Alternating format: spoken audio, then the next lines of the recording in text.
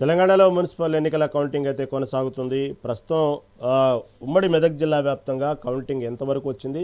మొదటగా పోస్టల్ బ్యాలెట్లు అయితే లెక్కిస్తున్నారు. ప్రస్తుతం తాజా పరిస్థితులు ఎంత అక్కడ ఉమ్మడి జిల్లా వ్యాప్తంగా, ఉమ్మడి మెదక్ జిల్లా వ్యాప్తంగా పరిస్థితుల గురించి మా ప్రతినిధి మల్లారెడ్డి లైవ్ ద్వారా అందిస్తారు.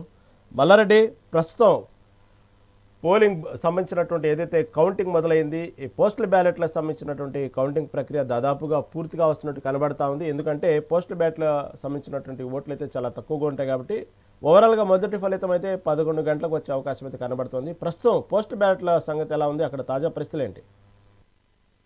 జిల్లా వ్యాప్తంగా 19 మున్సిపాలిటీల్లో పోస్టల్ బ్యాలెట్ ప్రక్రియ ప్రారంభమైంది. ఇప్పుడిప్పుడే సంగారెడ్డి జిల్లాలో ఉన్న సంగారెడ్డి పట్టణంలోని 38 వార్డుల్లో పోస్టల్ బ్యాలెట్ ఫలితం అయితే వెలువడుతోంది. కాంగ్రెస్ పార్టీ 10 స్థానాల్లో ఆధిక్యం ఉంది. బీఆర్ఎస్ 3 స్థానాల్లో ఆధిక్యం ఉంది. ఎంఐఎం 1 స్థానంలో ఆధిక్యం ఉంది. మిగతా స్థానాల్లో కూడా పోస్టల్ బ్యాలెట్ లెక్కిస్తున్నారు. అదేవిధంగా జైరాబాద్ లో కౌంటింగ్ ప్రక్రియ కొంచెం ఆలస్యం మొదలైంది. ఇటు మెదక్ లో కూడా కౌంటింగ్ ప్రక్రియ ఆలస్యం మొదలైంది. ఉస్నాబాద్ చూసినటువంటి కాంగ్రెస్ ఆధిక్యంలో ఉంది. చేరియాల్లో కూడా పోస్టల్ బ్యాలెట్స్ లో బీఆర్ఎస్ ఆధిక్యంలో ఉంది. గజ్వేల్ బీఆర్ఎస్ ఆధిక్యంలో ఉంది. ఇటు దుబ్బాక కౌంటింగ్ ప్రక్రియ కూడా ఇంకా కొనసాగుతుంది. రయం ఏదేమైనా ఒక అర్ధగంట వరకు కూడా మొత్తం పోస్టల్ బ్యాలెట్ యొక్క ఫలితం వచ్చే అవకాశం ఉంది. రయం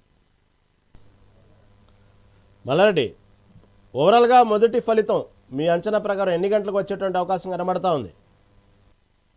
చూసినట్టుంటే చేర్యాల మున్సిపాలిటీ, ఇటు తూప్రాన్ మున్సిపాలిటీలోని 2 వార్డులు, రామాయంపేటలోని 2 వార్డులు దాదాపుగా 1 గంట వరకు కూడా ఫలితం వెలువడే అవకాశం ఉంది. ఏంటంటే చిన్న మున్సిపాలిటీల్లో ఉన్నాయి కాబట్టి మొదటి ఫలితం అనేది చేర్యాలలో వెలువడుతుంది. తర్వాత తూప్రాన్ మున్సిపాలిటీ వెలువడుతుంది.